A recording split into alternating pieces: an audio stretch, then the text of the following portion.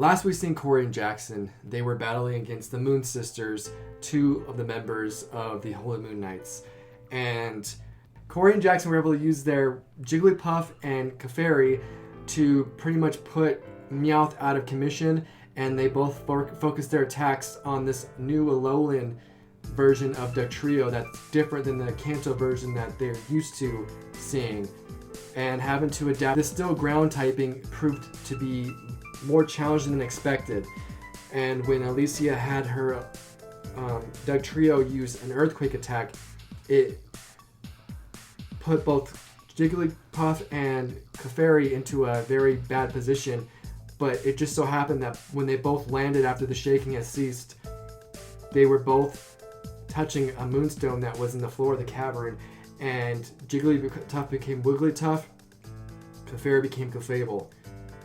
Meowth wasn't so lucky. Since it was hit with a disarming voice and then put to sleep by Jigglypuff at the time, it was very vulnerable for this earthquake and the vibrations of it. It wasn't able to fight anymore, and Meowth was passed out.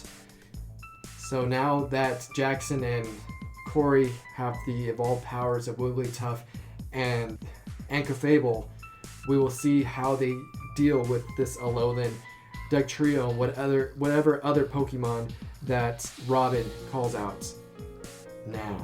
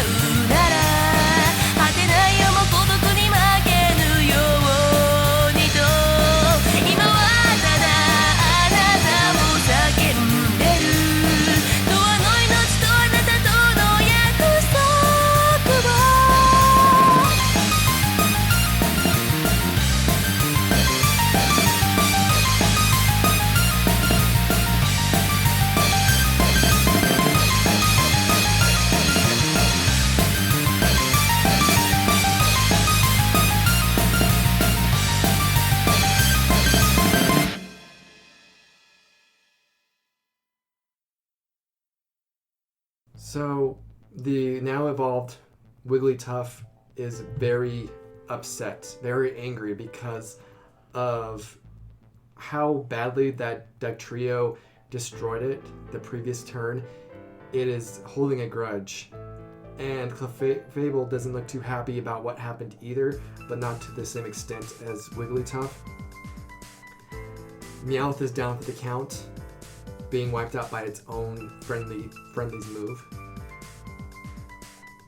Running through the battlefield, surprising even the Pokemon themselves, Robin runs straight to her Meowth that is collapsed pretty much right in front of both Jackson and Kory.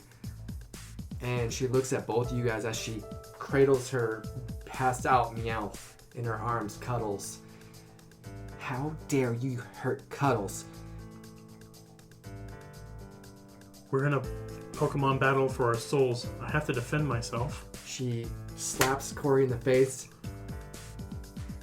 You don't have to defend yourselves against a poor innocent kitty. You are a monster. Both of you too. And she storms back to her side of the field next to Alicia. She's still cradling her fainted Meowth, Cuddles, and she, trying to give it kisses, and it's unresponsive. She calls it back, and she looks sad. She's pouting. How dare they do this to my poor Cuddles? Like, it happens in Pokemon battles. It happens. Easy for you to say. You're the one that actually, like, they didn't help, but it was your move that hit my poor Cuddles and made him pass out. I thought you were like the top of your class back in Pokemon Academy, and maybe I was mistaken by that, sister.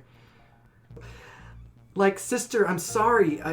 It seemed to have slipped my mind just in the heat of the battle, and it's a strong move, and I thought I could just take both of them out at the same time, since your Cuddles was pretty much essentially taken out of the battle being asleep. Well, it still doesn't make things better. So some backstory on Alicia. She was a star student at her Pokemon Academy in the Alolan region. She was just a natural. She picked things up very quickly, and in the battlefield tests that they would do, she would score very high, and she never lost. And she even got challenged by some of her professors, and even they couldn't beat her. Most trainers, when they pass Academy, get their license, get their starter Pokemon, they go out, start collecting badges, and many assumed that she was going to take the gym trials in the Alolan region, beat the Elite Four, become champion. But she didn't want to follow the cookie cutter structure of all the other trainers that have graduated. She wanted to set her own path and be more compassionate than she lets off. She comes off kind of self-centered, but she's very compassionate. She does want to make a difference in the world, and she wanted to spend her life helping a cause. Father Kuzan, hearing about this star student at this Alolan Academy, made him travel to the Alolan region and seek her out, and explained to her that he wanted to put together a group called the Holy Moon Knights in hopes of preventing or stopping a impending sense of danger that he felt that was approaching Mount Moon, that could potentially have a huge impact negatively on the world as we know it. She decided that this was a just enough cause for her to get behind, and because he was going to put a group of talented trainers together, she felt that she could finally have a family that she has always longed for, and be a part of something that could actually give back to the world. And she decided to join, and while they were there, Father Kuzan actually acquired a Alolan Sandshrew that he would later give to Alex when he recruited him. He would also run into Trippy Trainer, recruit him, and then Robin would be the last member that was recruited by Father Kuzan. Well, it's time to get revenge on those. They might be cute, but those boys are going to be in for it now. With this fierce feline Pokemon, you don't stand a chance. Go! And then the Pokeball is going to open up, and it's a Persian. It's a regular Persian from Kanto that you and Jackson both recognize, not the Alolan form that you guys wouldn't recognize. And instantly, once Persian comes out, Robin grabs the backside of Persian, rubs on her face affectionately, and says, "His name's Mr. Fluffy Bottoms, and he has the fluffiest of all the bottoms. If you say any differently, then you're a liar. Mr. Fluffy Bottoms, make them pay for what they did to Cuddles." And Persian looks very uncomfortable, embarrassed at the position that he's in. Persians are usually pretty fierce and intimidating, but it's hard for him to be intimidating when his backside is being rubbed against the face of his trainer, and his name is Mr. Fluffy Bottoms. But the Persian makes do. So we're gonna roll initiative now between the Alolan deck trios on the field: Wigglytuff, Persian, and Clefable. Okay, what did Kory roll? 7.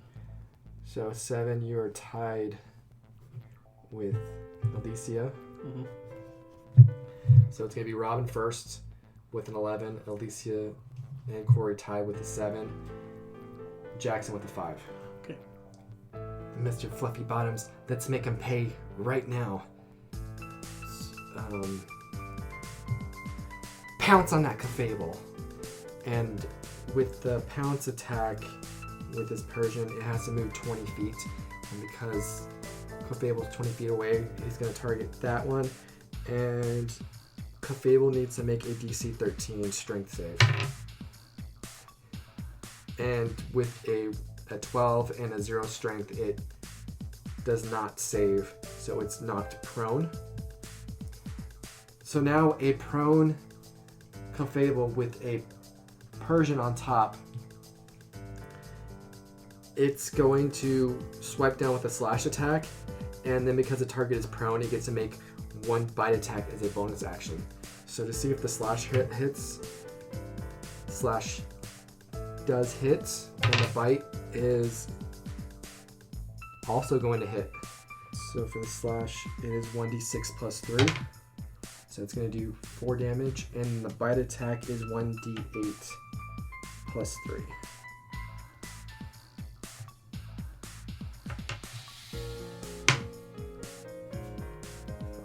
So for a total of 9 damage to the Cafable. And the Persian is going to swipe in deep with claw to the chest area of the Cafable, and then it's going to bite down to its neck. And you get the feeling that if there was any other Pokemon other than Cafable and its squishy body, it would have done a lot more damage. But Cafable seemed to soak it up pretty well. And Persian's going to jump off of a prone Cafable and go to the right hand side of it. So Alicia still has her Alolan Dugtrio. Dugtrio, use that fissure attack and try to get a one-hit knockout on that Wigglytuff.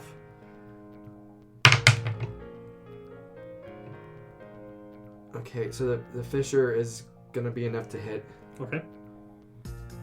So now with the fissure, if it hits, I have to roll a percentile dice and see if I get 80 or more, it hits the Pokemon. If not, it misses, but it still makes a crack in the ground. With the 75, it's close. Very close. It barely misses. It barely goes right in between the Wigglytuff and a prone Cafable, narrowly missing both of you guys. And the fissure crack in the ground looks like a trident shape. Kory, can you roll a perception dice and see if you can spot something in this fissure? Okay. 17. With a 17, Kory does notice where the fissure crack starts, there is a puddle of the water that you know to be the water that you encountered on the way into the mountain. That is... Oh, it was in that fountain. It's rumored to have special properties that can strengthen water types, make them evolve, and also teach them water gun. Evolve faster. You know what I mean. So there is a puddle in that crack. Just maybe remember that for later or something. Wigglytuff, that Dugtrio could collapse this entire cave. Sing them to sleep for me. And I need a DC 14 Charisma save. Actually, Wigglytuff's going to look at you when you say this, and it's just going to look frustrated at you. It's going to... And then it's just going to walk over to the Alolan Dugtrio with this angry look in its eye. And it's going to go ahead and use a multi-attack pound. Mm-hmm. So the first one is a nat 20. Oh. And the second one misses with a 3. So we're going to roll damage on that. Okay. So that's a 6 plus 2, 8. So that's max damage. Double because it was a crit with the nat 20. And that 16 damage is actually enough to take down this Alolan Dugtrio. So we'll say the first pound attack hits into the chrome helmet-like hair of the Alolan Dugtrio and has no effect. Dugtrio kind of like looks like it laughs. But then Wigglytuff comes in with a second pound right into the nose of the middle Dugtrio. And this must be its weak spot because it instantly starts bawling and then it passes out from the pain. And it's unable to continue fighting. And based on that, I'm actually going to have Wigglytuff learn Double Slap, having used a multi-attack pound. You can use a multi-attack pound in the future if you want. But with the attack boost of a Double Slap, it kind of gives you the option if you want to have one or the other. Mm-hmm. But either way, for the Double Slap, it's going to be 2d6 plus 4. Okay. And basically what you're going to do is kind of like the Fury attack from the past, if anybody remembers with the Pharaoh and stuff like that. You're going to roll a d6, and you're going to take that plus 1, so you have a potential of hitting 7 times. So you're going to roll a d6, and based on the result, you're going to add a plus 1. So you have a max potential of hitting 7 times, but with that, you still have to roll a d20 for each one. So like say you roll a 3, you have to roll a d20, beat the AC of each one for it to hit. If not, then they miss. Wigglytuff, I told you to sing at that Dugtrio and you slapped it. Yes, it was very effective, but I'm your trainer. You need to listen to me. And Wigglytuff starts laughing at you trying to assert your dominance of you being its trainer. Mm-hmm. And it starts rolling on the ground laughing. Just uncontrollably. Jackson, Wigglytuff isn't listening to me anymore. Kory. Is that Wigglytuff perhaps traded? You remember Professor Oak one day when you were working in his lab, he was talking about traded Pokemon and evolutions and stuff. Kory, it's very important that you know this. I know we briefly touched on it today in class, but some Pokemon only evolve through trading. And also another benefit is that the Pokemon grow stronger faster. Oh wow, Professor, so I should just trade all my Pokemon to get them to evolve and get experience better, right? Oh, right. No, wrong, Kory. Shame. Despite being able to get certain Pokemon to evolve and getting them stronger quicker than if you regularly caught them, it comes at a steep price. Because you're not the original trainer, you have to have a certain amount of gym badges for you to earn their respect. And if you don't have the gym badges, they will fail in most cases they will fail to listen to your orders and they will disobey you. So I should be really careful about trading and probably just wait until I get my second badge to even bother, huh? It depends on the level of the Pokemon. I would say it's probably safe to get a couple badges under your belt before you even consider trading or using a traded Pokemon for that matter. Kory will pull up a notepad.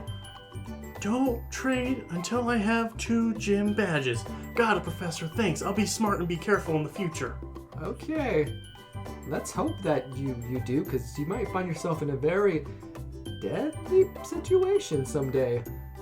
And this could put you in a very bad predicament. But I have faith in you, Kory. Thanks, Professor. I have faith in you, Kory. I have faith in you, Kory. Kory, faith. So, yes, you remember that interaction you had with Professor Oak. Yeah, Kory's eyes will light up a bit and then sag back down. This Wigglytuff was a Jigglypuff that Azul once manipulated me into agreeing to trade for her because she was dead set on a Sandshrew. Well, now we're stuck with a Wigglytuff that's not going to listen. In fact, look, it's sleeping. And Kory temporarily averted his eyes to communicate with Kory. The last you saw it, it was rolling around in laughter at you, trying to say you were its trainer. Now you just see it sleeping with big snot bubble coming out of its nose. Wigglytuff, return. So Wigglytuff's gonna come back, and Jackson is just fighting back. You're making it very hard to be your partner right now, Kory. It's hard to be your rival when your own Pokemon can't obey you. It's an honest mistake. I didn't really expect Jigglypuff to evolve so quickly, and I guess Wigglytuff won't be able to be used until I can get to that next gym. Don't worry, I'll put the team on my back yet again. But go ahead and send something out. Kory's gonna look up at the fissure, the puddle. Jackson, I'm gonna do something a little risky. I hope you have my back. I unfortunately have your back because both our souls are on the line right now. If this works out, this will be the best use of a turn I could have had. Magikarp, I choose you. And summon out Magikarp. So, seeing the puddle in the fissure, you call out the Magikarp into the puddle, and it just splashes up, down. Carp, carp, carp! And everybody just kind of is like, what the heck? Kory, you know what I just said about trusting you? Yeah. I retract that statement. And the girls are both laughing at you. Like, what a pathetic Pokemon. If you were gonna just call it quits, you might as well just say, I give up, instead of throwing out that pathetic Pokemon. It can't even do anything.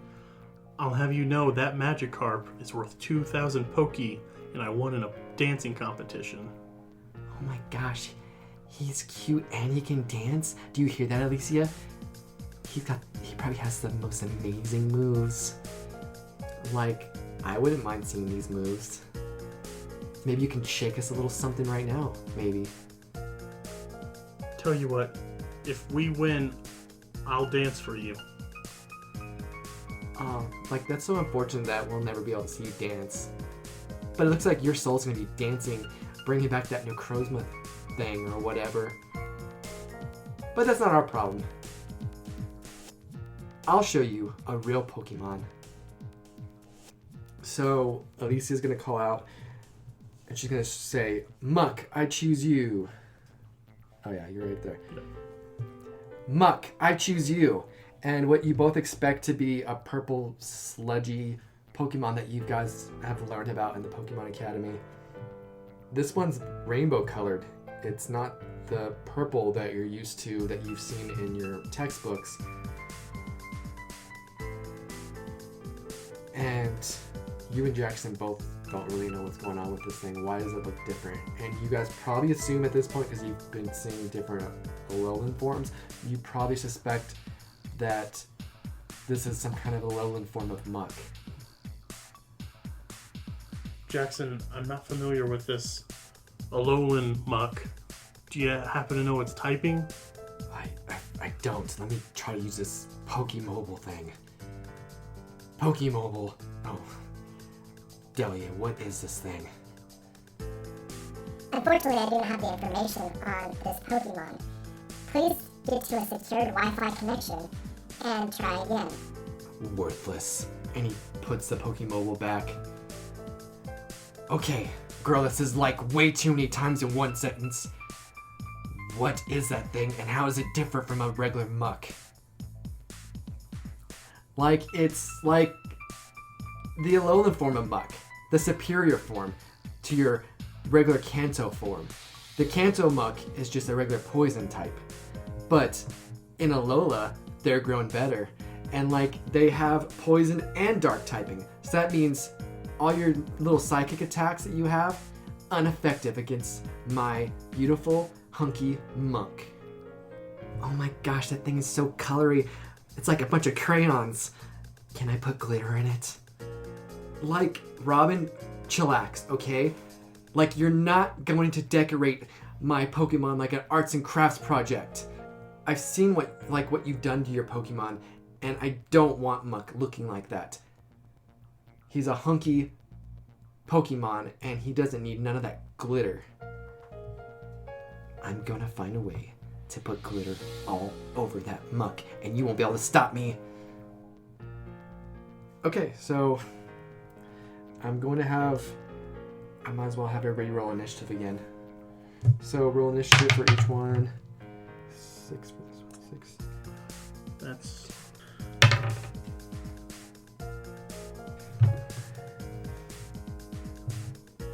217s. What did you do? I'm last. What did Magic It's a Carp 9. do? Magic Carp got it a 9. It's not last by that much because the next one had a 10. So Okay. Robin had a 10. Alicia got a 14. Jackson got a 17. And Kory got a 9 with his Magic Carp. Mhm. So, 2, 3, 4. So Jackson has the first go on this one. Clefable, get up off the ground. We can't be knocked down by something called Mr. Fluffy Bottoms. So Clefable, looking embarrassed at what Jackson just stated, gets back up. Kory, you've been asking me to trust you a lot. Do you trust me? You know I do, Jackson. What do you got in mind? I've read in books that Clefairy and Clefable have this mystic, mysterious power called metronome. Oh no, Jackson. Clefable, metronome attack. So for listeners, we are using for metronome the Sorcerer's Wild Magic Surge from the 5e rules. So Johnny's going to roll a d100, and we're going to see what magic occurs. 23. Your skin turns a vibrant shade of blue. It can only be removed with Remove Curse spell. So your Clefable is now vibrant blue. So appearing to have no major effect or negative effect, the fairy is now blue. So it basically wasted its turn turning blue. And it did use half of its movement to stand up. Yes. And it's just going to stay there. Okay. Jackson looks at his now blue Clefable, and he turns as blue as the Clefable, and he's just, had about enough, and he's embarrassed by what just happened. Hey, Jackson. Not right now, Kory. Okay, Jackson. My Clefable is as blue as I feel. Like, Robin, look how cute that Clefable is. And by the time, Alicia looks over at Robin to see her response, Robin's actually on the battlefield again, and she's, playing with the Clefable's cheeks. Oh my gosh, it's a blue one. It's so cute. I could just eat you up.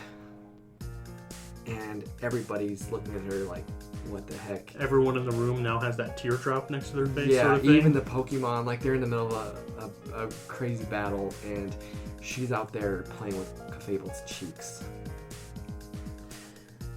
It is now Alicia's turn in her Muck. Now, with Muck's ability, he has something called Stench. So, all Pokemon on the field have to make a DC 12 con save. If you pass, you're immune for the rest of the battle, but if not, you have to roll every start of its turn and you take poison damage. Okay. So Persian's going to take the poison damage, and we'll see if Jackson saves.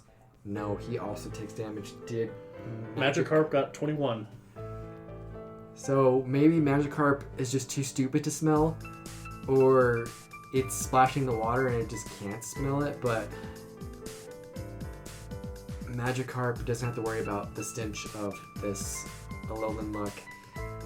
But both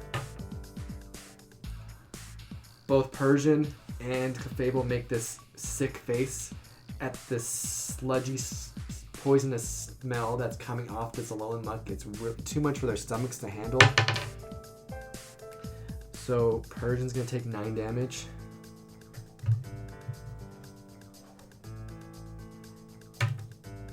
And Clefable's going to take 4.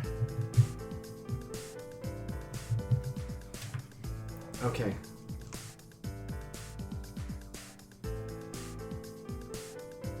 Okay, Muck. Let's assert our dominance with a multi-attack of... Oh, there's a second card. Let's forget. It's a 2-carder. Muck, assert your dominance. Use a multi-attack Sludge Bomb. 1 on that Magikarp and 1 on that Clefable. Okay, so you both need to make a DC 13 deck save.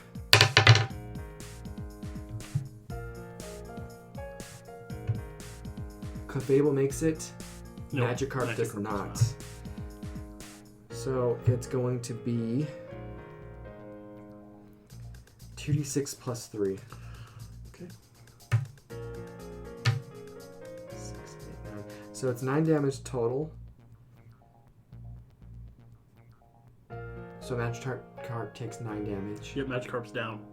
Okay, you can't see this because the Muck shoots a rainbow-colored sludge and it coats the top of the water, and you no longer see Magikarp splashing out of it or hear it. It is just non-responsive. So the second projectile goes towards Clefable. It misses, but the splashback hits and does a little bit of damage to the Clefable. And it kind of just like burns out, fizzles out the acid of this attack. And now it's Robin's turn. Alicia, no fair. That fishy was from my kitty. Now Mr. Fluffy Bottoms can't have his dinner. And it's very important to his coat that he gets a healthy supply of Magikarp. Like, this is a battle. This isn't a buffet for your kitty cat over there. Well, whatever. We'll take out our aggressions on that Clefable. Give it a bite and a slash. So with its multi-attack, it's going to do a bite and slash. So we'll roll for the bite first. The bite hits. The slash will hit as well. Okay. So for the bite, it's 1d8. Ooh. So with that bite, I roll a 7 plus 3. It is a 10 damage. And for the slashing attack, 1d6 plus 3. So 5 damage, so a total of 15. So again, it comes in with a slash and a bite, similar to how it did when it pounced on top of it. And this time it does a little bit more damage.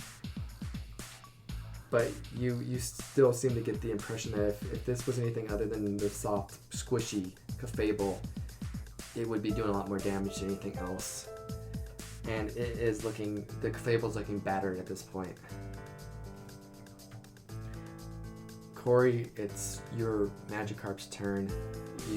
All you see is a sludge-filled, rainbow-colored sludge coating the top of what was the puddle in the fissure. Magikarp, splash your way out of there. Come on, swim is your only thing you can do. Swim. Get out of there. You wait a second and there's just no response at all. I can't afford to lose a Pokemon in this fight. And Kory's going to run across the cavern and slide into the crater and start digging into the sludge pile, searching for his Magikarp. I probably need to roll a save. Yeah, roll a save. Natural 20. So with the nat 20, I'm going to say that the water kind of has diluted the sludge over the time. It's pure water, so it has diluted it. So you're not taking any kind of chemical burns or anything from it, and you're digging through, and all of a sudden, you just hear the ground starts rumbling. Kory looks up, expecting it to be a Pokemon move or something. Just standing there in the water. The ground shakes again, this time a little bit stronger. Kory's eyes light up, and he climbs out of the crater and runs back to Jackson. Jackson, I think I did it. You hear another shake and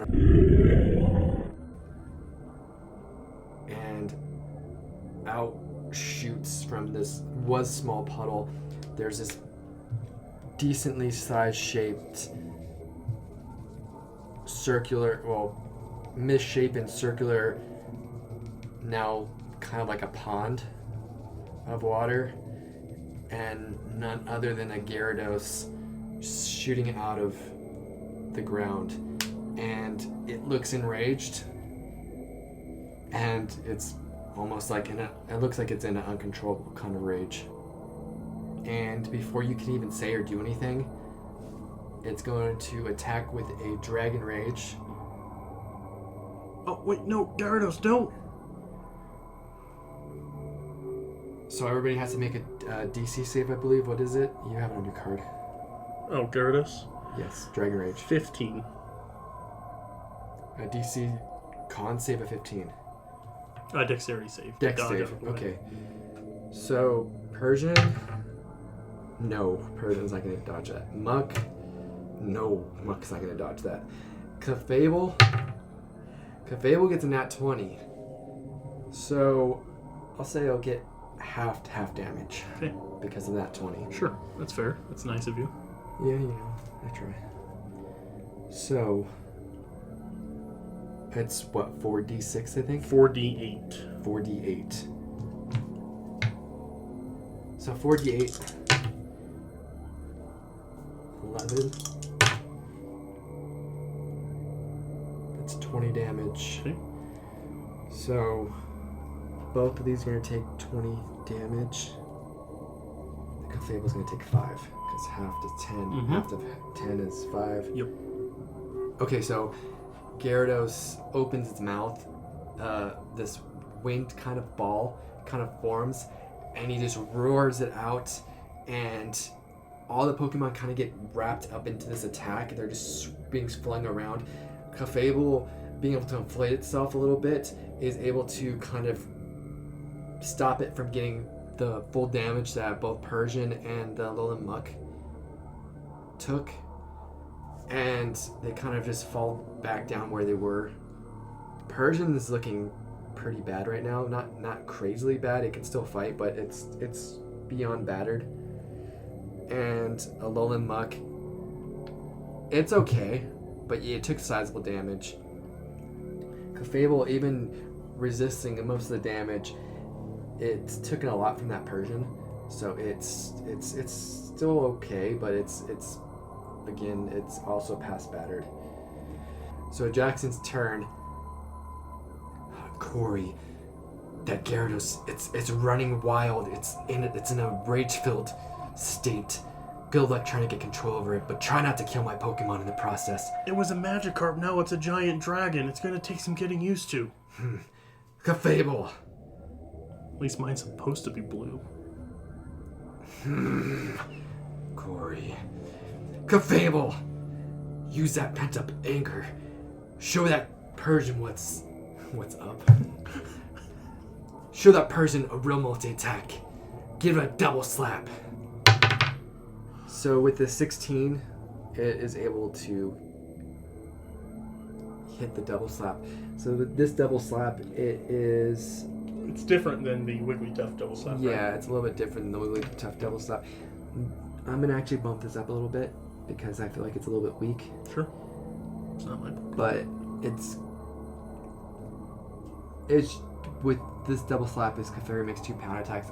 In the future, when I feel like it's leveled up, and I put that in air quotes for people that can't see me, which is everybody. Everybody but Don.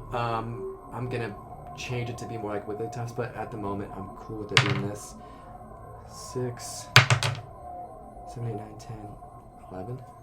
Yes, 11 plus 3, 14. 14 damage to this Persian. And Persian, its knees buckle for a second after Clefable comes in, smacks it on the face. It kind of like turns its head to one side, knees buckle. It kind of puts its face staring back at the Clefable, and it comes back with another pound, and it turns its head again, and it kind of like has to shake it off. Knees will buckling for a second, but is able to regain its composure. Do you want to have it recharge metronome? Even if you don't use yes, it, so. yes. I'll see if I can recharge the metronome. It does not recharge, so I can't use that. Yes, Cafable. Show it our anger, our rage. Jackson thinks in his mind, it's hard to be intimidating when we're blue. But we'll make it work. It is now Alicia's turn. And that means that Gyarados is immune, but both Persian and Cafable have to make the save for the stench. Okay. Because it's a new Pokemon, does it need to? Okay, It's still Magikarp, Okay. but it's evolved. It doesn't. All right, have to save. Persian passes and is now immune. Cafable is not going to pass that, so it's going to take a D8 of poison damage. 3.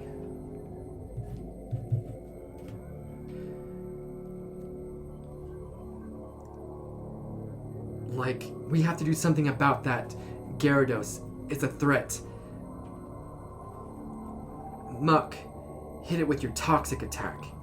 So basically, with the toxic attack, I need you to make a DC 13 con save. 15. So with a 15, you do save. I'm going to say because of this pure water that is coating the Gyarados, the toxic just slides right off and does not affect Gyarados. And I'll say for the rest, while Gyarados is out on the field, because it's protected by this water, that no poisonous attacks will... Well, It's just gonna wash right off. no, toxic can't be used on you. You can't be poisoned. Gotcha. But you can still take damage from like a sludge bomb or stuff. Fair Like, but enough. you're just not gonna feel the poisonous effects on it. Okay. Oh no, his Cafable did a lot of damage to my Mr. Fluffy Bottoms. What are we gonna do? Mr. Fluffy Bottoms, use your Fury Swipes attack. So I'm gonna roll a 1d4. So 2 plus 1 is 3 potentially slashes that can hit. So I'm gonna roll to see if this one hits the Cafable. That one does not. Second one does not.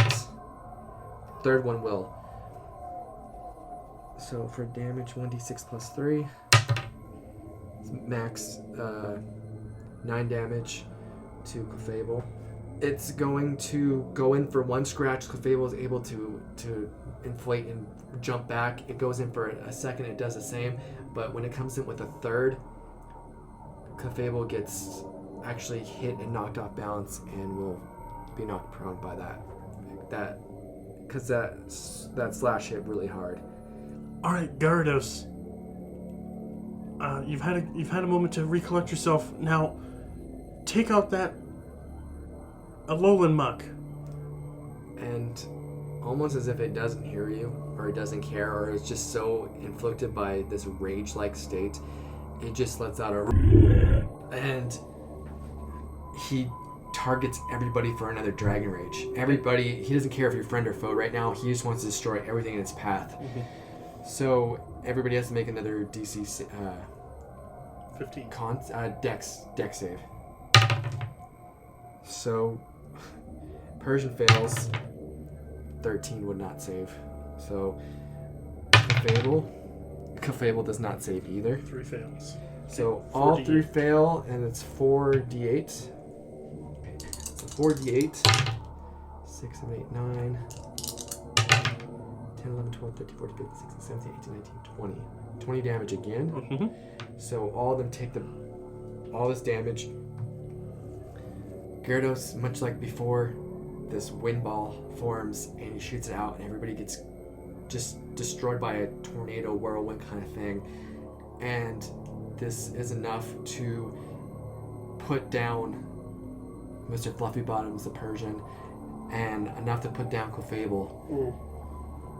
Kory, call back that thing now. He's doing more harm than good. Gyarados, return! So Gyarados gets recalled, and Clefable return. Jackson's not too happy about what just transpired.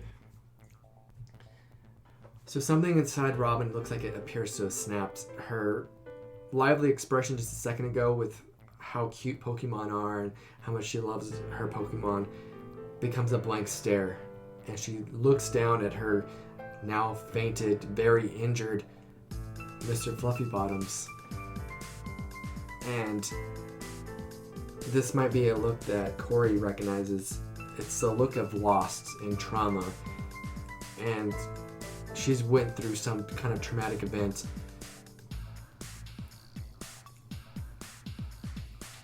Robin, who did you lose? And Robin just walks slowly towards her Persian, kneels beside it, and starts crying and just holding her Persian that's collapsed on the ground and just does not respond, as if she doesn't even hear you. Kory, seeing this, knows that look. Kory has seen this look on his face. Kory has seen this look in the mirror every day that he's had to confront his feelings about the loss of his mother. He's seen it for the last 4 years. It's never gone away. That heartbreak still hasn't lessened even after all the justice that has happened in his mother's name. I don't know who it was that you lost, but I know that look. I lost my mom. So Kory keeps trying to question Robin about who did you lose, because Kory knows that familiar look all too well, having experienced it himself. Alicia just responds with, just leave her alone. You've already done enough. I'm pretty sure she's thinking about the time she lost everything, and seeing her Persian in such a rough state and losing it has just really gave her flashbacks. You don't know how she feels or what she's going through. I don't know how she feels? Look at my hair. I'm 10 years old. I shouldn't have white hair. Your master subjected me to watching my mother's death over and over in my mind. Do you know what I saw? I saw the moment when we were walking in Viridian Forest harvesting honey. And unbeknownst to us, we had angered a big bee production company. And he got jealous of my mom and her success and how everyone loved her honey. Even Professor Oak loved my mom's honey. But one day we were out collecting, and Beetle came up to us and they were behaving strangely, and they attacked my mom. My mom's last act on this world was to push me away to protect me. So I know all about loss, because a couple hours ago I was writhing mass on the cavern floor as your master subjected me to that moment over and over, seeing those Beedrill stingers piercing my mom's flesh and me unable to do anything. So don't talk to me about loss. Whoa, that was a little bit heavy. Let's try to keep things light, but okay. I guess since you opened up to me about your trauma that you've experienced, I'll let you know a bit about what Robin's going through right now. She probably can't even hear us right now. She's off in her own little world. So I'll tell you. So Robin's backstory. She was a prodigy trainer from Saffron City.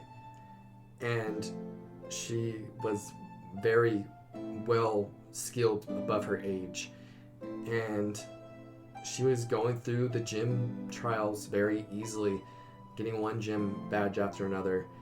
And there was a tradition between her and her family, her parents, that after every gym victory, she would stop at the closest Pokemon Center, heal her Pokemon, and immediately call her parents, and they would talk for hours about the strategies that she used and how triumphant she was, and her parents would get emotional and just be so proud of their little girl. But after she beat the Fuchsia City gym, she goes to call her parents, and oddly enough, it's pretty late at night, but they usually answer, but there was no response. She tries calling a couple more times, no response. She just thinks, they probably went to bed early. I'll try again in the morning before I leave and head up to go get my next badge. She calls in the morning repeatedly to no response again. So she starts to worry, and she thinks the only course of action is to call the police in Saffron City. The police, as soon as they find out who's on the phone, they don't know how to explain this news to her, but they regrettably have to inform her that her parents had died the night before in a tragic car accident. Having heard this, Robin felt like her whole world collapsed around her.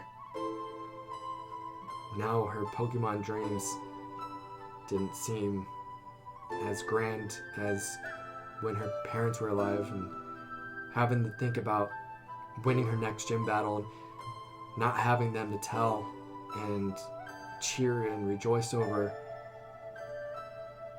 kind of lost all meaning to her. So she went back to Saffron City, shut herself into their old home, and was just content spending the rest of her days in that house until she would join her parents. Father Kuzan caught wind of this very gifted young trainer that was easily beating these very gifted, talented gym leaders as if they were nothing. Needing what Father Kuzan thought would be the final piece of the Holy Moon Knights, if he assimilated doesn't sound right. If he can get her to join as the fourth member, he would feel confident enough with all four of their abilities that they would be able to stop the impending doom he sensed coming towards Mount Moon. It wasn't easy to try to convince her, though. She had lost her will to be a trainer, and despite Kuzan's persuading attempts, it seemed to have no effect. While he was trying to talk to her, he sensed, much like he did with Alex, this deep, powerful affinity for psychic type Pokemon. He didn't have to unlock it because it was already unlocked, but he feared that this power was too much for her to control, and that it could be potentially dangerous for her and her Pokemon, and he educated her on this power that she had that she wasn't aware of, but he gave great warning, saying do not use this because until you are able to control it, it could be dangerous for all those, including yourself.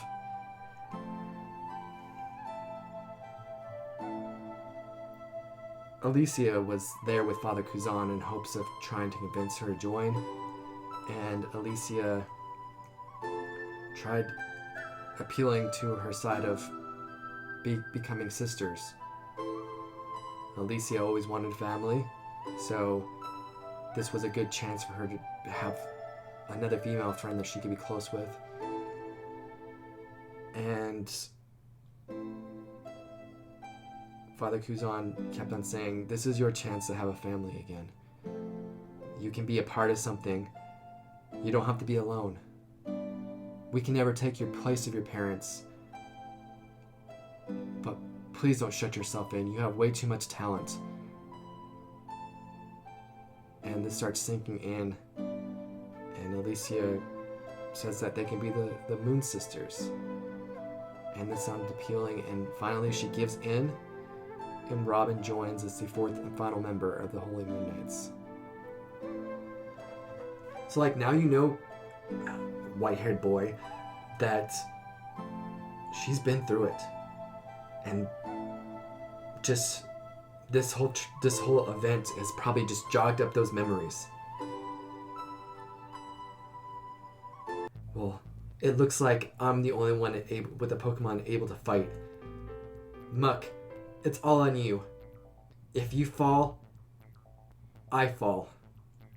And Muck looks back, and he doesn't want to let his trainer down because he knows he's the end of the line. Muck turns away from his trainer, turns back towards you and Jackson, and it looks like it's intensified, and it knows that it's the final defense, and it will do whatever it takes to take you down. So with Robin out of the picture right now, still holding onto her fainted, badly hurt Persian, you two need to call out Pokemon. Okay. While Alicia was telling Robin's tale of the loss that she suffered, Kory reached down reflexively and was holding a Pokeball in his hand and kind of mulling it over in his hands, squeezing it at times and gripping it really tightly when it got to the part about the phone call. And he'll think to himself, I can't bring you out right now, Midge. I don't think my heart could take it. Puts the Pokeball back. Bulbasaur, I choose you. So out comes Bulbasaur, springs out of the Pokeball, looks back, smiles at you. Bulbasaur! Yes, Bulbasaur. That's our foe, and our lives are on the line. I need you now. And it nods at you and looks like it's ready to battle. Well, it looks like we might need some aerial advantage. Pharaoh, I choose you. Okay, with the intimidating presence of Pharaoh, I'm going to have the Alolan Muck make a con save of 15.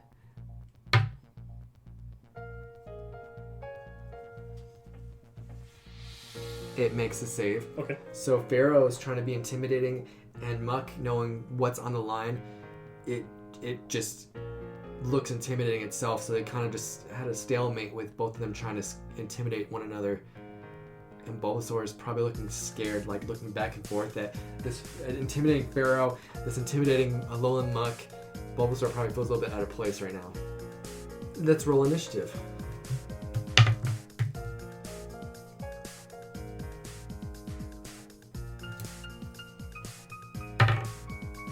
Oh wow.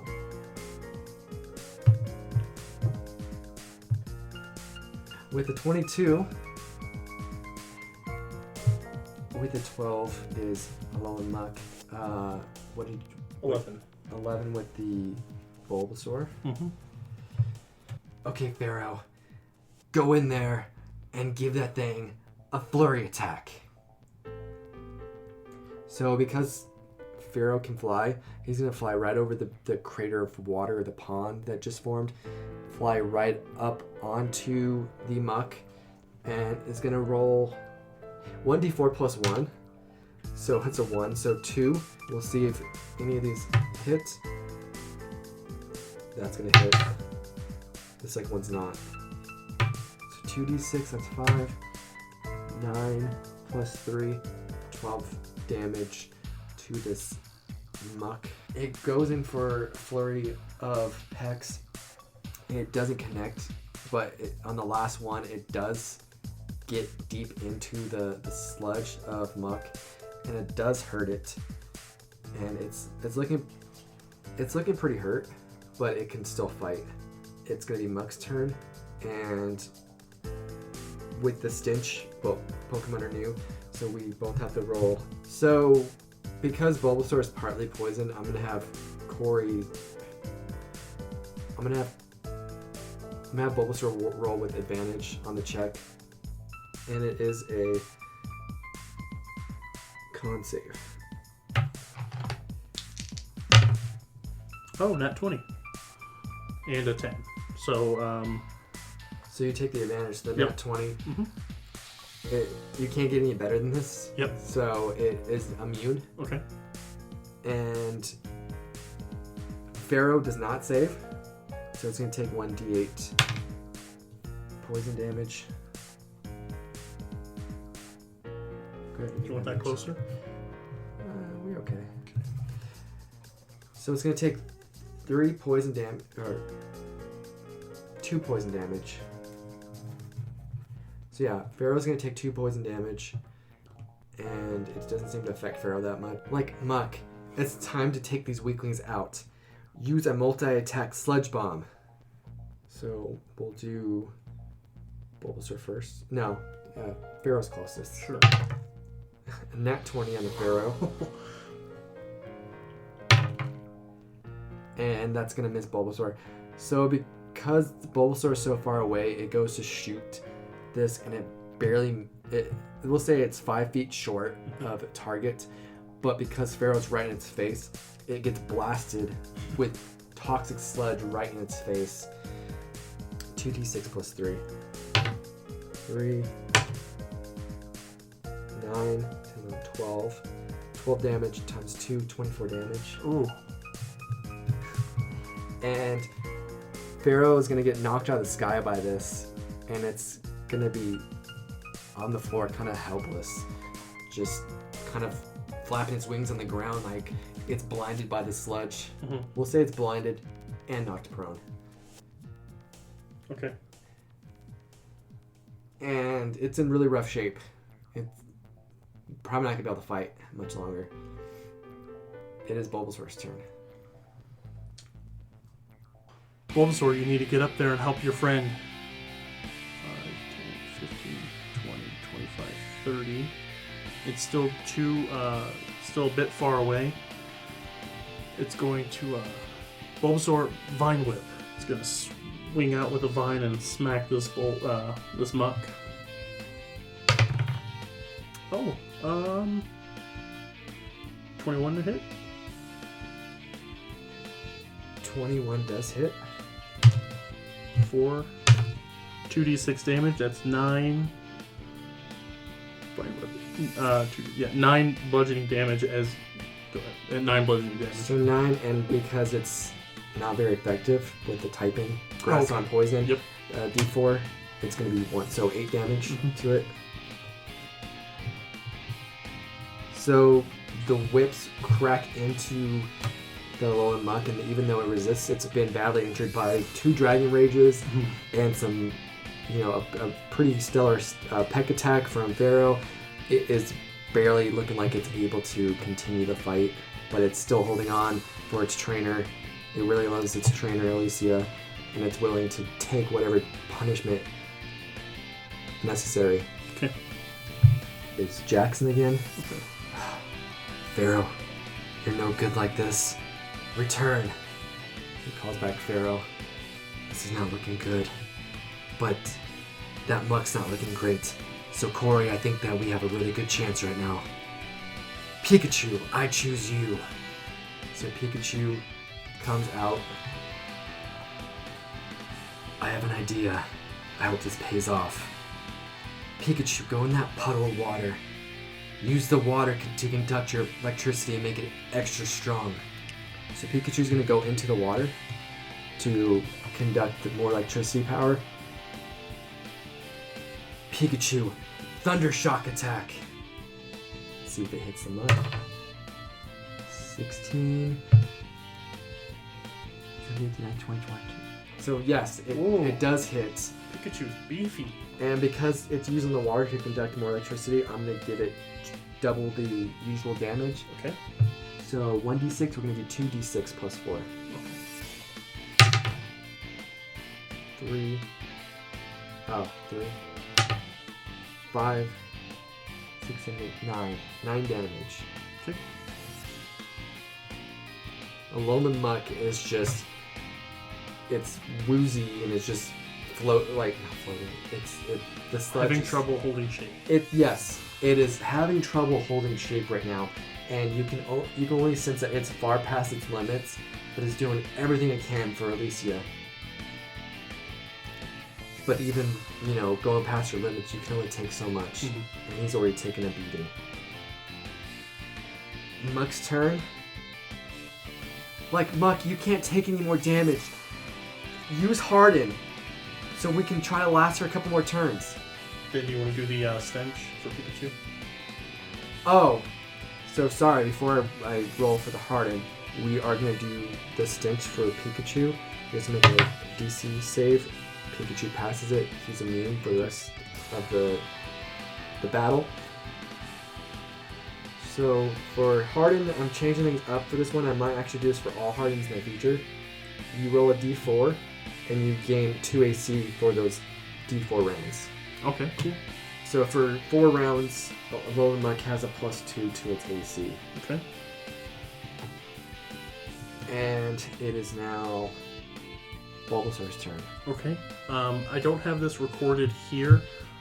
When we first started with Bulbasaur, you wanted me to separate the binding grappling thing. Yes. So I want to do that now. Yeah, we're going to call that Constrict. Okay, so... And I will make, for that, we'll make it so the Pokemon has to make a DC 13 strength check. Save. Okay. And if it fails, it will be constricted. Mm-hmm. But if it saves, then it's not. And Okay. then if it does get constricted, it can, at the start of its turn, it can roll Another strength check to see if it breaks it. It's pretty much being grappled in Okay. D&D. Yep, so Bulbasaur's going to do that. Reach out, grab it with the vines.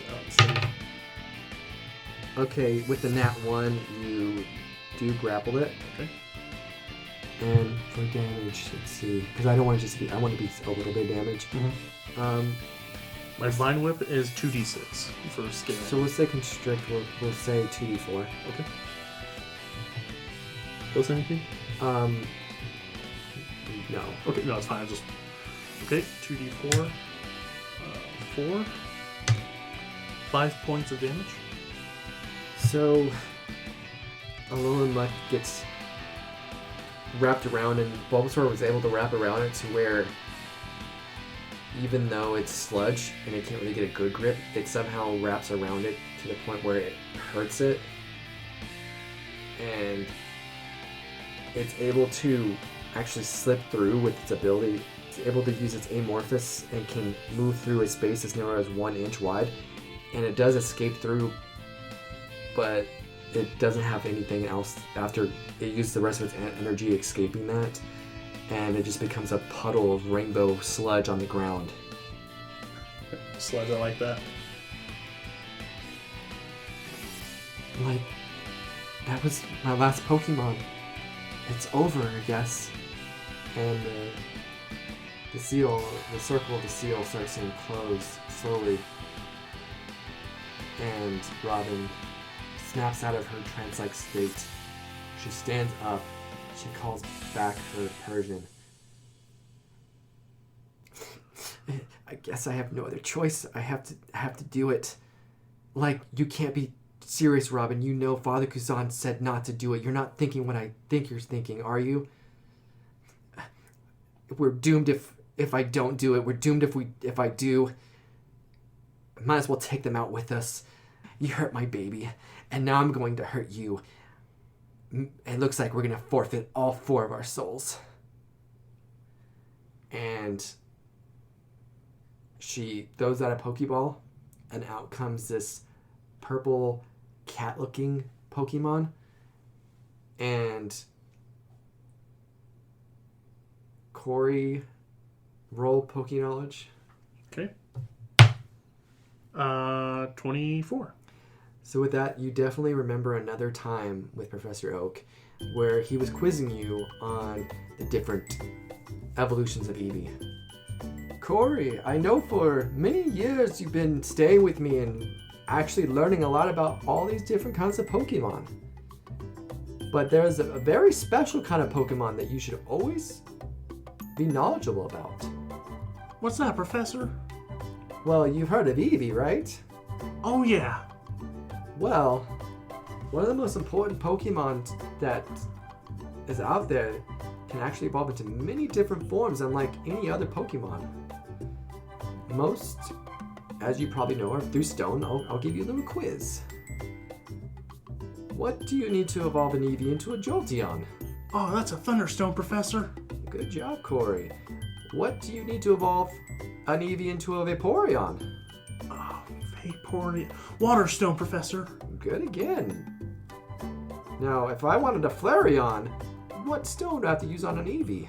Definitely a Firestone. Okay, good job. But did you know that Eevee can evolve into other Pokemon without stones? What? Wait. What about a Moonstone? What do you get when you get a Moonstone with an Eevee, Professor? There's no moon kitties, I'm sorry. Oh. Well then how do you evolve an Eevee without a stone? Well, there's a thing called happiness, and when you get... What's that, Professor? Well, Kory, happiness is something that a Pokemon feels towards its trainer, and when it's very content and happy with its trainer, it will eventually evolve. And Eevee is actually special in that case, where if it's daytime, it will evolve into an Espeon, and if it's nighttime, it will evolve into an Umbreon. Oh, cool. Whip out his little notepad and write, Espeon, Umbreon, day, night, no stone. This is what an Umbreon looks like, and this is what an Espeon looks like. Oh, wow, I've never seen any of those at the, in the habitat, Professor. Advanced knowledge, boy. So anyways, Kory, with Umbreon, they're way more defensive. But with Espeon, they are very much strong with attacks. So if you ever encounter an Espeon, it can be pretty dangerous. But just know that they're very fragile. So if you can withstand their very strong psychic attacks, then you can take it down fairly easily. Kory's writing all of this down. All right, don't forget. Forget. So yeah, Kory remembers this, and he knows that this is an Espeon. Jackson, that's an Espeon. Professor told me about those. They're really more focused on attacks than they are defense. So if we can just get a jump on them. Jackson's just gonna go with it. Did you sense motive me? No, he poked knowledge to see if he knew. Okay. And he was not aware of this evolution. Okay. Evolution? This evolution, yes. It doesn't look too scary. It doesn't look too strong. I'm sure we got this. You don't think we look that strong? Wait until we unlock the psychic affinity. Like, Robin, are you sure about this? We have no choice, Alicia. Stop trying to warn me. This dark purple and black aura, for listeners, it's kind of similar to the affinity unlocking of Trippy and Alex and, Dolly and Orange, but times 10. You have a feeling that, I'm going to say just to the audience, not to you guys. To the audience, the warnings that Father Kuzan gave her was that this power was too strong for her to control, and that her body would probably not be able to handle it for long term. So she was advised against using it, but knowing her back's up against the wall and with no other options, she's cornered, and it's very dangerous to corner somebody. So now she's letting out all her psychic affinity.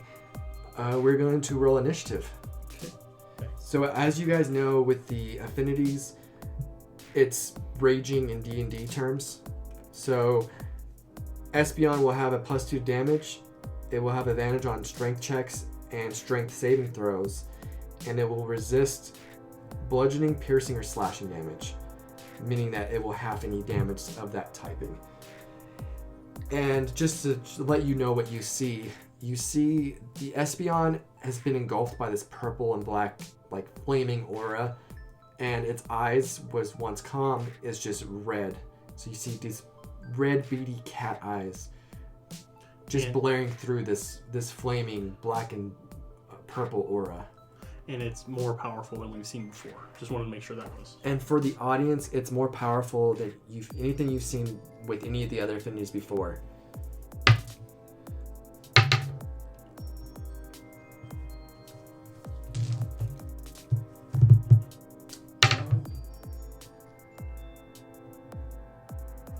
+1, 16.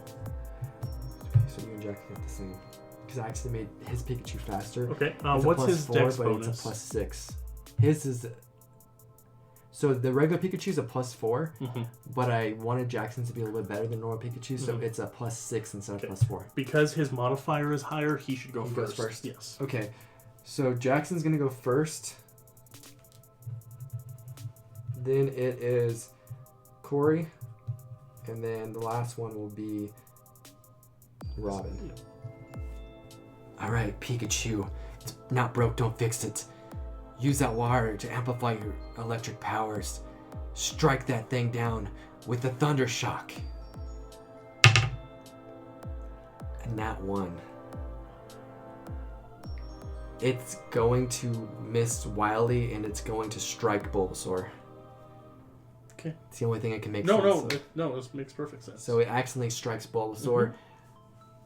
And it's going to be 2d6 plus 4. 1, 3, so 6 damage. And then because you're grass typing, roll a d4 and see how much of it is reduced. Okay, it's also he's in water, so he does double damage. I can't. Oh, you did? Okay. 4. So it only takes 2 damage, but Bulbasaur definitely feels that. Okay.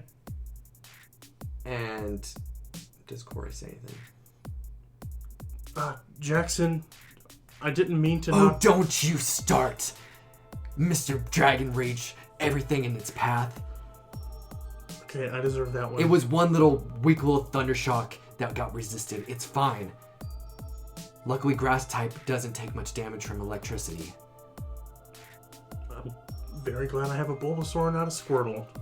I don't know how we're going to take this thing down. It looks pretty powerful now. What if I use the vines to pin it down and then you can have that extra bonus to get in there and zap it some more? Whatever we can do, go ahead. Okay. So it is Kory's turn. Mm-hmm. Keeping his distance, Bulbasaur is going to fire a Leech Seed. Oh, maybe not. 14. It does not hit. No? Okay. Okay. So you shoot the seed from the bulb of Bulbasaur, and the seed goes into this aura and just disintegrates. Does not even touch Espeon. Well, so much for that strategy. I was trying to drain its life from a distance. Serves you right, hurting Mr. Fluffy Bottoms. Now you're gonna feel the pain of Felina.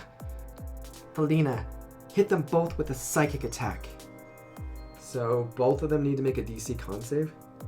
Or no, a DC Wisdom save. Wisdom. Ooh.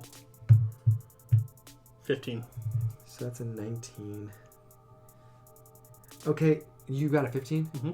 Okay, so they both save. So they're gonna take half damage. So it's 4d6 damage. 5, 7, 14, 21 damage. So halved, 9? No, 10. 10 damage. Yeah. So each will take 10 damage. Oh, and because you're weak to it being poisoned, you take another d4 damage too. Okay. If How's Bulbasaur hadn't looking? have saved, he would have been down. He is looking rocked. He is the psychic attack. The psychic attack really messed with her head, and she's having trouble focusing, staying up. Okay, so basically with this attack, the psychic attack, with its mental powers, you see pretty much blazing from its aura, you guys get hit by a wall of this stuff. Almost like a sea of it. Pikachu gets knocked out. It's knocked out. Wow. From one hit of this. And Bulbasaur is looking pretty rough, I'm guessing. Especially, it's a surprise it even was able to survive because of its typing. Kory, did you see that power? Did you feel that? All the way over here, I'm weak. Do you have anything that can go up against this? What type is strong against Friendly Sun? I lost Clefable, I've lost Pharaoh, I've lost Pikachu. I only have Nidorina, and that's not the best typing. Pure poison. I My Nidorino is a similar type. I'm familiar with her abilities. We just need to buckle down, focus. We can still get this. I don't know about this one, Kory. I think we finally met our match. I think it's our souls going to follow Kuzan. We don't have time to think negatively. You just need to put your best Pokemon forward like you always have.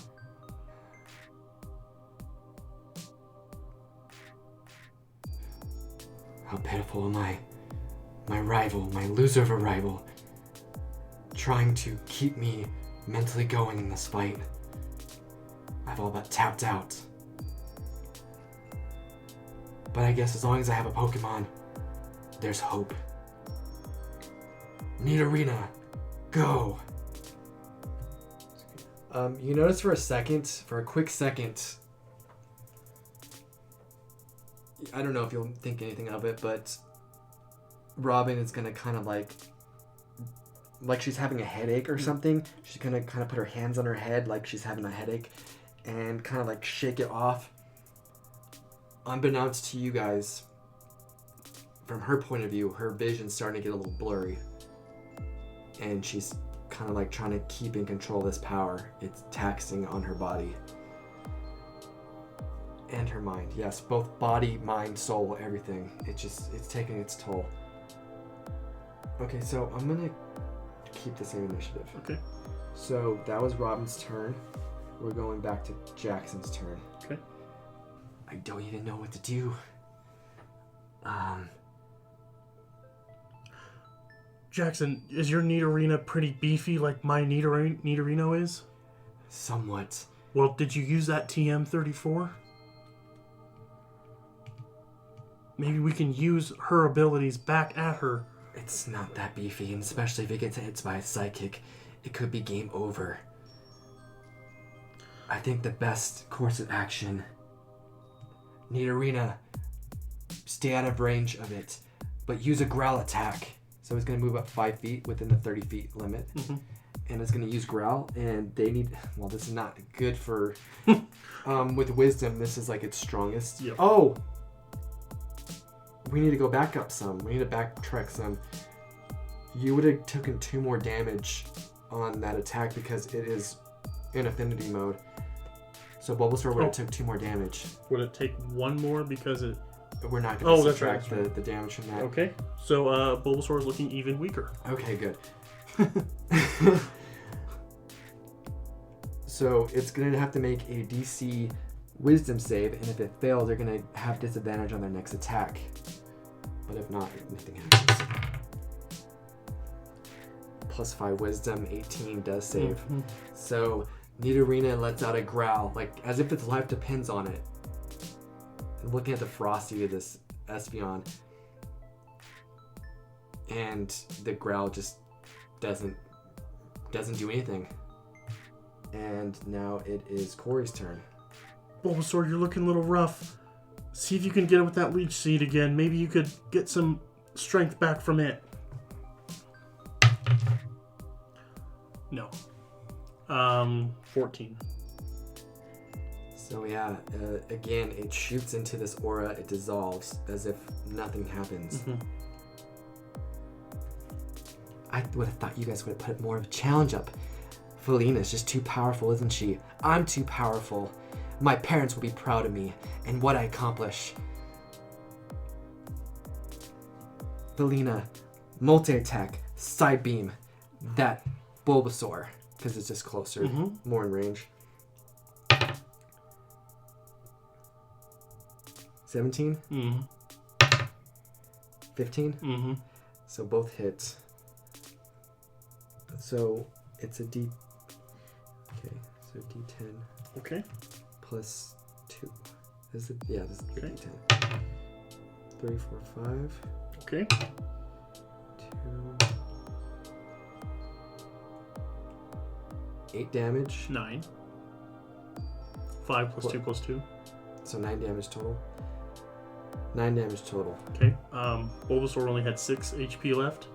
So Bulbasaur is can I walk this through and do the... Let me walk through the attack and then you can walk through. Okay. So, from its mind, it shoots like this laser-looking beam, and it's black, but with a purple swirly thing around it, and it just connects. Boom! It like kind of lifts Bulbasaur off the ground a little bit, and while in air, it gets hit by a second beam, and then it just falls to the ground, and it is. I'm assuming it's probably out. Yes. Okay. Right now, I'm going to enact a trainer ability. A couple hours ago, when Father Kuzan was torturing Kory, he went through a transformation of his own, though to a much lesser extent than a couple of his friends that he doesn't really know about. So he has an ability called Lack of Humanity. And what it does is, after a Pokemon is fainted, the trauma Kory went through has made him a little desensitized to other people's pain and trauma. So, going through what Kory went through, Kory doesn't feel that Bulbasaur is quite finished yet. So, he's going to spur Bulbasaur back on, and she's going to get a D10 plus 5 kind of emergency reserve of HP. So, I'm going to go ahead and roll the D10. Okay, 12 points of HP returned, and Bulbasaur is back in it. And another feature of this ability is I have a slight chance, a slight chance to evolve my Pokemon. I'm spurring Bulbasaur on. I'm telling her what she needs to hear to survive. And now I'm going to roll a D100, and if it pleases Johnny, there's a chance Bulbasaur could evolve right now.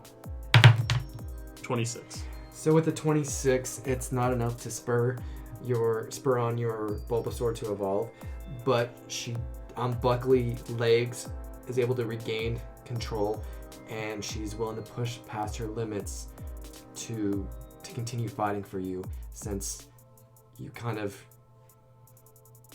tell her like you haven't experienced the pain I've experienced. Get up. So she does. She gets up. It is Jackson's turn. Okay.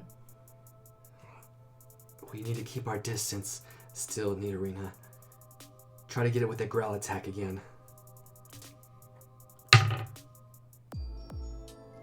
With a non-natural 20, it saves. And again, the growl has no effect. Darn it, Nidorina. Why can't you get it with that growl? Everything's depending on this.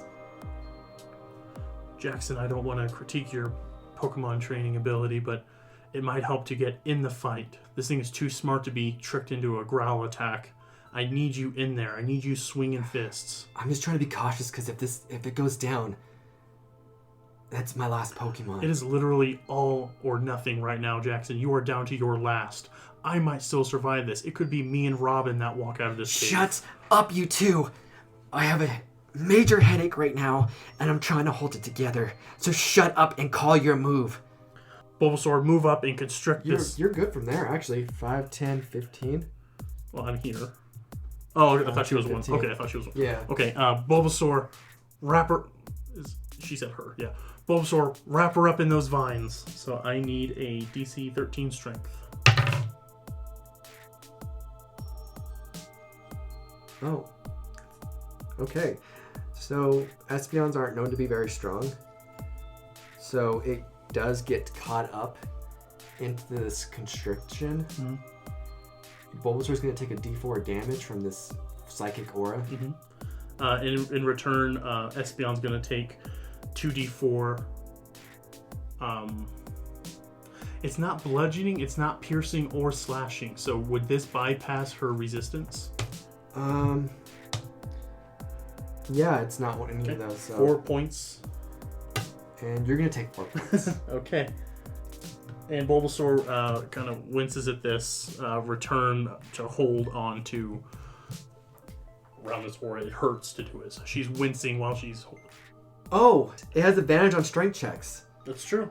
So I have to It got an 18 that time. Sure. So sorry guys. So unfortunately, I forgot that on strength checks, Espeon has advantage with the affinity. Yep, and I had forgotten. So it did pass the constriction. Bulbasaur would still take 4 damage from attempting it, but Espeon doesn't need to make a check to break out. Okay. With an 18, it's fine. Yep. Okay, so now it's Espeon's turn. You thought your pitiful little Bulbasaur was going to be enough to hold down my Felina? A little bit, yeah. That Bulbasaur's annoying me. It needs to be taken out. It's going to... First off, I'm going to roll to see if I get Psychic back. I don't. It's going to just Side Beam the Bulbasaur. Okay. 16 hit? Yep. So 1d10 plus 6, 7, 8 plus d4. 9 damage. Yep. Bulbasaur is down. So Bulbasaur collapses. Bulbasaur returned. You did amazing. And yeah, very similar to the first time. With one beam, it just takes down Bulbasaur. It just can't push itself any further like you asked. And it has no ability to fight anymore. It's just passed out. Okay. Bulbasaur return. I can't do this. I can't bring Midge out just yet. I don't think I can face her. Jackson, you have your Nidorino. I'm going to bring out my Nidorino. Maybe combined, these two and their friendship can help take down this Espeon. Oh, great. So we can lose our souls in the next psychic attack. Yeah, let's get it over with, I guess. Nidorino, please, help us.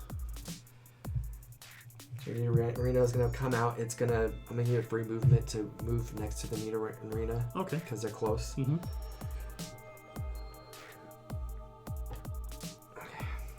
So top of the round? I'm going to keep the same initiative order. Okay.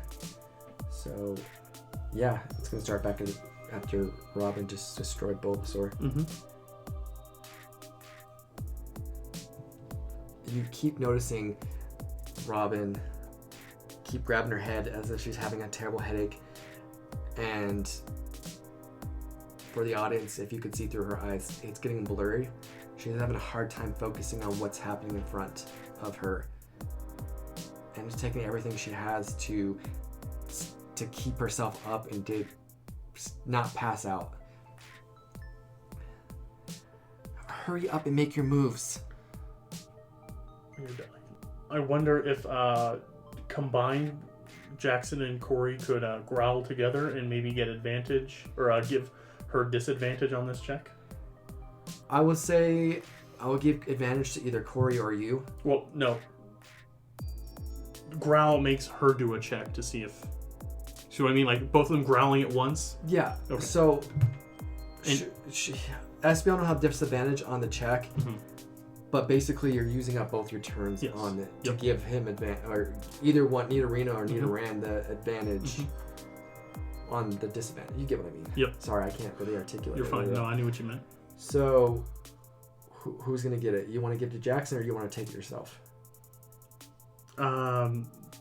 Jackson's a DM PC, so I'm going to take it on this one. Okay, so go ahead and convince Jackson to play along with this. Jackson, we're fighting together, our lives on the line, and so are our Pokemon. Just like we're combining our forces, I want my Nidorino to growl in the face of this Espeon at the same time, and maybe with our growls combined, it'll do what you couldn't do alone. Fine. Maybe amplification is what we need. All right. Count of 3. 1, 2, 3. Growl attack! All right, so with disadvantage, Espeon needs to make 2 wisdom checks. Ooh, that's a 7. Not 20 on the second one. So it fails and it will have disadvantage on its next attack. Okay. The growls combined with Nidorino and Nidorina kind of take shape together and is able to penetrate the aura, and it does affect the Espeon. Nidorino, now's your chance. Move in and prepare for a horn attack. Nidorina, follow his lead. Stay right next to him. 5, 10, 15, 20, 25, 30. And again, Robin's struggling over there, and it looks like she is maybe swaying a little bit. And it's her turn, since you guys combined for that growl attack. Mm-hmm. I'm gonna see if she recharges her psychic. She does. Okay. So she recharges her psychic, and The glee on your face right now, I hate it. one psychic is potentially enough to kill you guys. Robin is about to call out the finishing blow pretty much on the Nidorina and Nidorino. And she's been struggling to kind of support herself with this raging power. And she goes to say, Felina,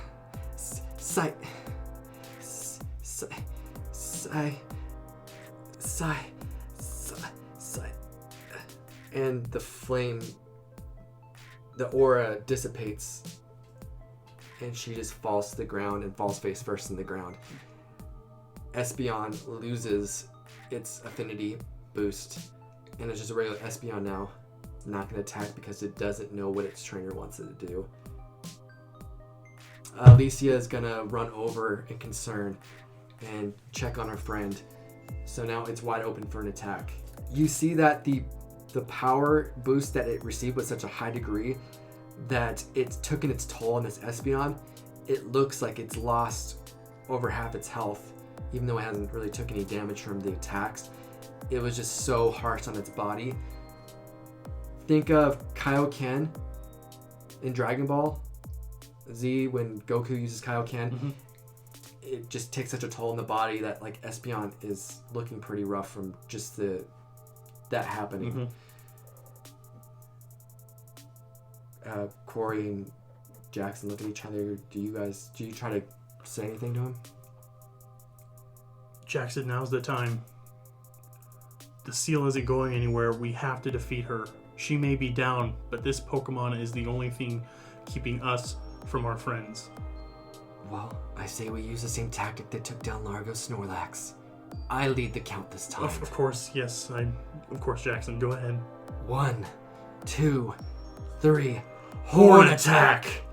And the Nidorino and Nidorina are gonna charge like they did against Largo, and they're gonna go horn first from each side of Espeon, and it's like it gets sandwiched between these two horns, and Espeon just gets knocked out from the pain, and the seal starts to now close in for real. Like, you push yourself way too hard. I appreciate you risking your life for me so that we didn't lose our souls, but it looks like the result is still like the same. Yeah, my body just couldn't handle it. One psychic away from defeating those pitiful trainers, but I just couldn't handle it. I couldn't hang on anymore. And poor Felina, she's badly hurt. I let her down. I let you down. Like, sister, you can never let me down. I'm so proud of you. You held that power way better than I thought you could. You almost did it. You were so close. I'm so proud of you. I hope my mom and dad would be proud of me. Like, yeah, they would. They would be. And the circle finally encloses around both of them. Much like Trippy Trainer and Alex. They both kind of like float up chest first, and the white lights representing their souls come out of their bodies and fly past further into the mountain. Their bodies just lie there lifeless, just Alicia holding Alicia and then Robin on top of her because she was holding her, and just a very badly injured, passed out Espeon a little 5 feet in front of them.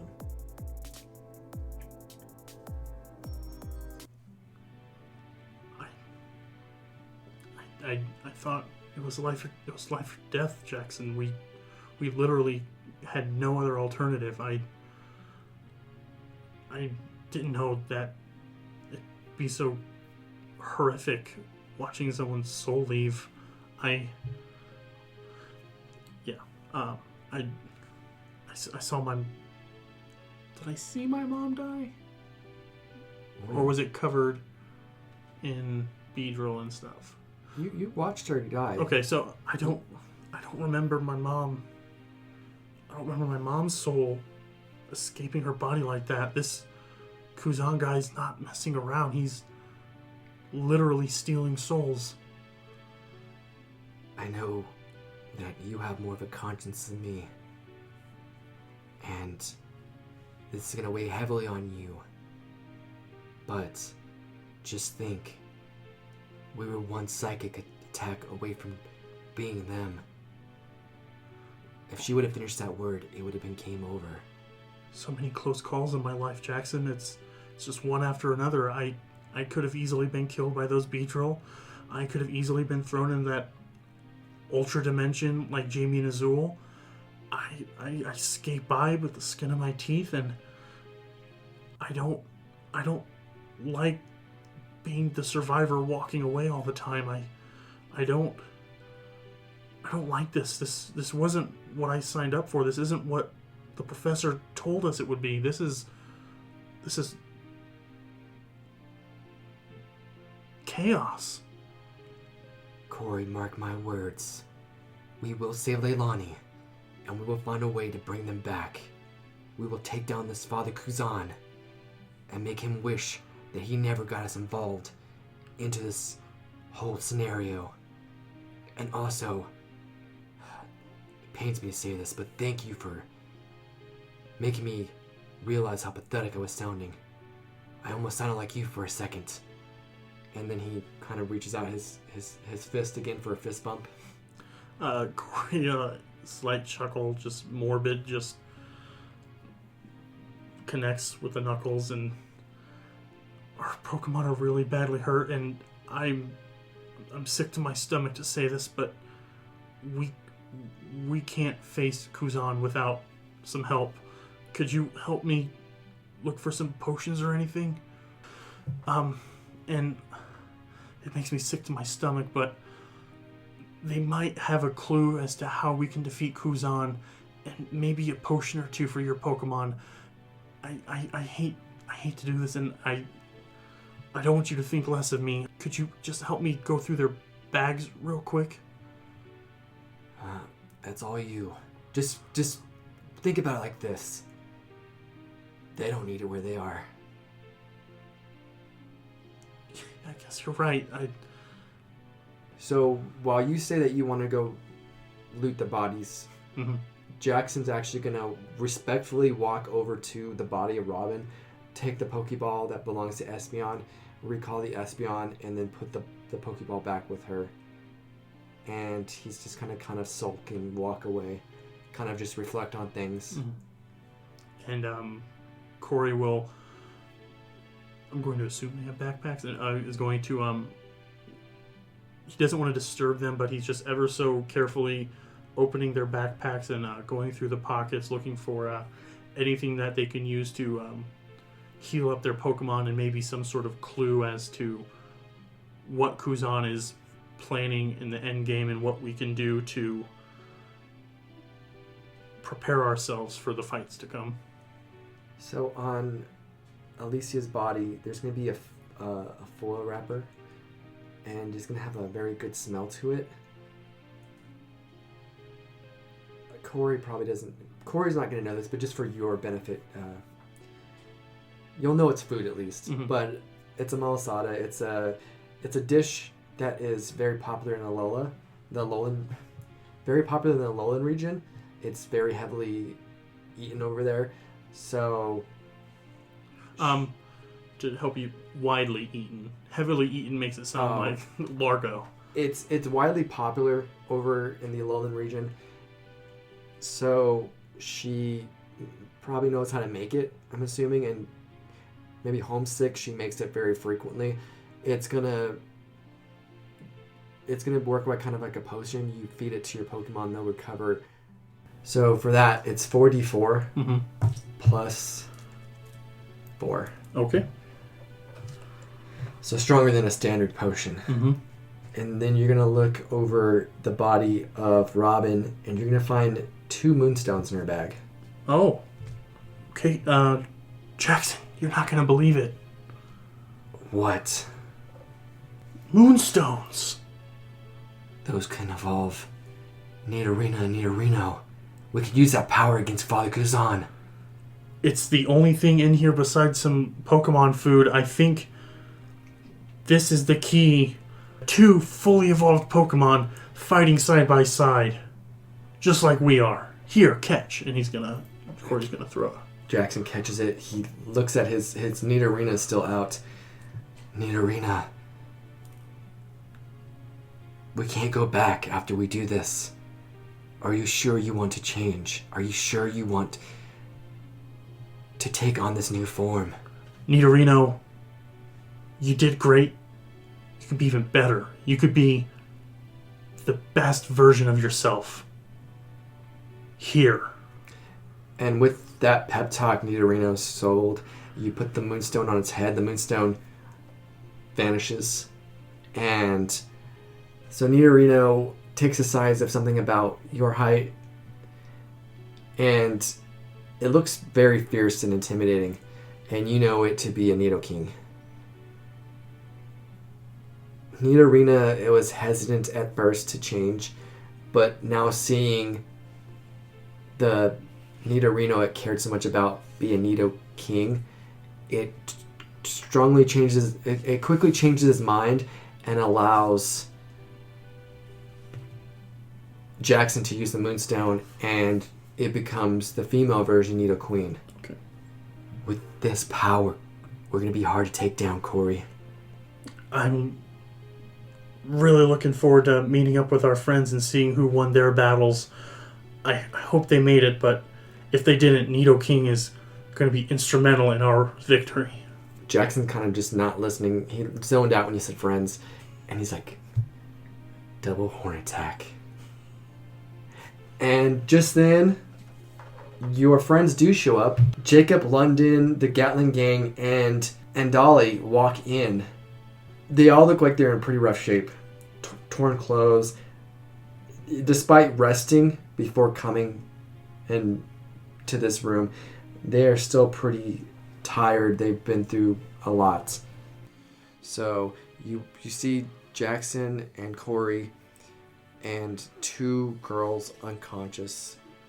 And you assume, Dolly, knowing the seal and the souls, that Jackson and Kory pull it off and the girls lost their souls.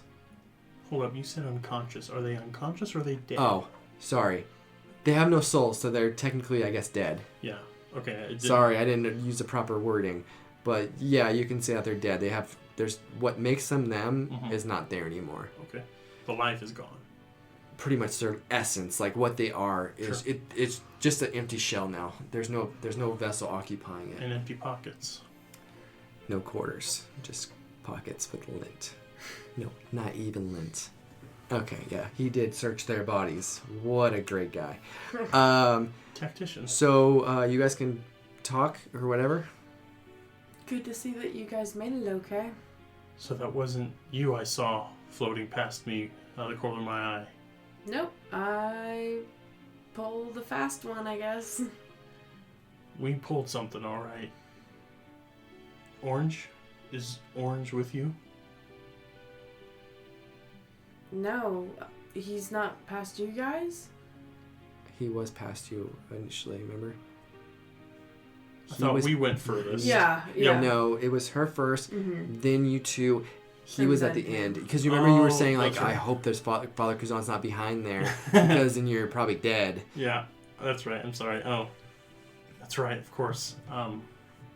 We had a couple close shaves and my mind's a little fuzzy. And he's wiping his face.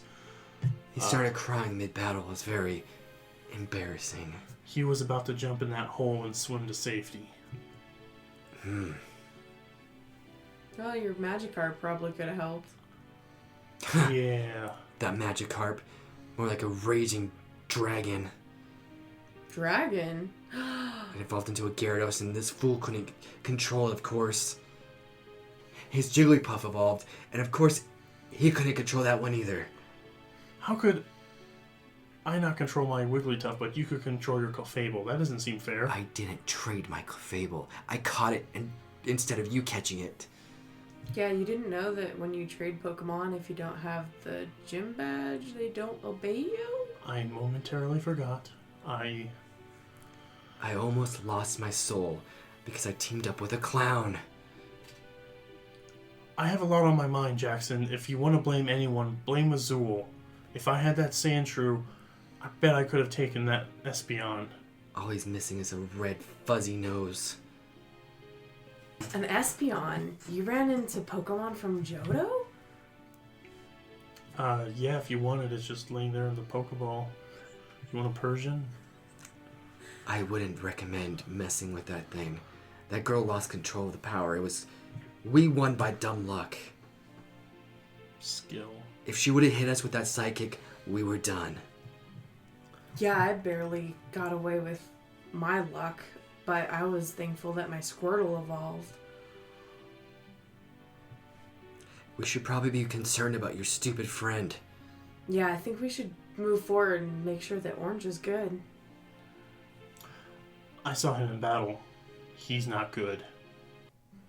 I see the Gatling gang survived as well. Yeah, of course. Didn't we tell you we're the best pet treasure hunters and we're really good Pokemon trainers? Did Adam make it? Oh yeah, I'm over here, man. Oh, good. Good to see you, Adam. Oh, Good to see you too, man. you evolved your Kadabra. Yeah, I kind of made that Bricks guy just... it's not as cool as a seal with magic powers, but... I'll make do with this guy with the spoons. Hi, you were Kory, right? Yes. Kory, are you the one with healing powers? No. I don't heal. I'm a treasure hunter. Soon to be leader of the Gatling gang. Okay. I just need a healer. I don't need to know your career choices. That would be us. We've been doing an awful lot of healing tonight. This is Jacob talking. We need a little time to take a break. We're hoping to run into your orange friend, rest up a little bit more, and then we can heal all you guys and then go into Father Kazan's lair. I'm sure Orange is probably holding his own fine, especially since he has this dark orange personality change. I'm This is going to be the first time Kory's heard of this. What do you mean? Orange has an ability. He kind of switches personalities and becomes a different person. But why doesn't he always stay as this other personality? The other guy just... If maybe this multiple personality trick is gonna help us defeat Kuzan. It hasn't helped you. Dolly, don't dab on me. So, trying to wrap this up. Yeah.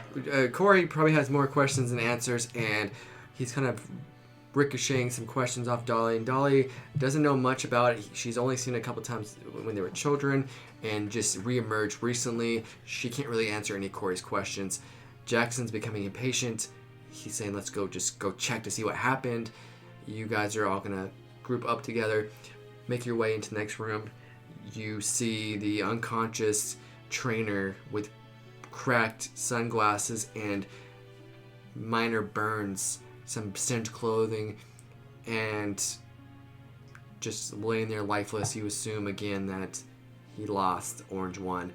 And you see footprints burned into the ground, walking the opposite way towards deeper into the mountain. Delia, are these Pokemon tracks? Oh, and you also see burned, like a fire maybe happened in this room. There's char, it's just charred. Small fires just littered across the cavern. Smudges of like soot. There you go. Like something big happened here. Happened to do with fire. Okay. And then something's burning, hot enough to burn into the floor of the cave to make footprints. Because this is solid rock. It's not sand or dirt. Mm-hmm. Can I ask Delia? Go ahead. Okay. Delia, Delia, what Pokemon made these tracks? And I'll hold the Pokemobile up to the track and get a close shot. Sorry, but you have no service in this location, and none of these footprints register with any known Pokemon in the Pokédex. It's gotta be burnt orange. So you call the other personality Burnt Orange? Yeah, that's kind of something I think he kind of called himself. All the best nicknames come from yourself, I guess. I mean, I named all my Pokemon, so if I could rename myself, if there was Dark Dolly. Guys, we can talk about how great our nicknames are and whatever, but your friend seems like he went further into the cave. Jackson and I beat 2, you beat 1, and it looks like Burnt Orange beat another, so Kuzan has everything he needs. The guy went into a death trap. Did you say that London and Jacob were too exhausted to probably do any healing? They need a little bit more time to kind of recharge. What if they heal up one of us all the way, and then we take a short break and come in We cannot heal right now. at all?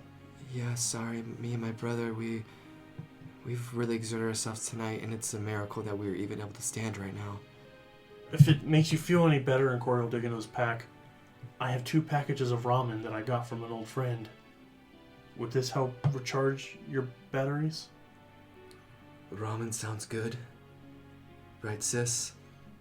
Yeah, I could eat. It's been a long night. I think we definitely should rest briefly. Briefly? Briefly. Is that a evolved form of Butterfree? They're gonna eat the ramen. We're gonna speed this up. Mhm. They're gonna eat the ramen. They're gonna get a lot more energy, feel better. They're gonna start slowly making the rounds and healing everybody and their Pokemon. Pretty much making them. They can still heal, but they exerted Slower. themselves a lot by what the Gatling Gang's Pokemon was in really bad shape. They pretty much fought a war with just them 4 That's against true. the whole That's true. I forgot about that. entirety of the Holy Moon Knights. I mean, of the Holy Moon members. And Bricks, Randall, and Kev are, they're no amateurs, even though they're kind of joke Mm-hmm. characters. But, yeah, you guys have all been healed. I'll say it's a short rest because it took some time for them to eat and stuff. So you can, you're still only going to have 2 of the tokens because I said wasn't after a day. a lot. So it's per day kind of Okay. thing. Okay. So And did I mechanically use my ability to evolve Magikarp, or was that no, okay? it was on me. I'm just getting stock. It was of the water. abilities. It was the water of the Okay. cave that did it. Okay, cool. So I'm gonna say Dolly, after resting, stands up. She stretches out a little bit, and then she takes one fist and covers it with her other, and pops her knuckles. All right, I think we should go now. We should finish this. We should stand by We should stand by Orange, even Burnt Orange, and take this down so we can get out of here.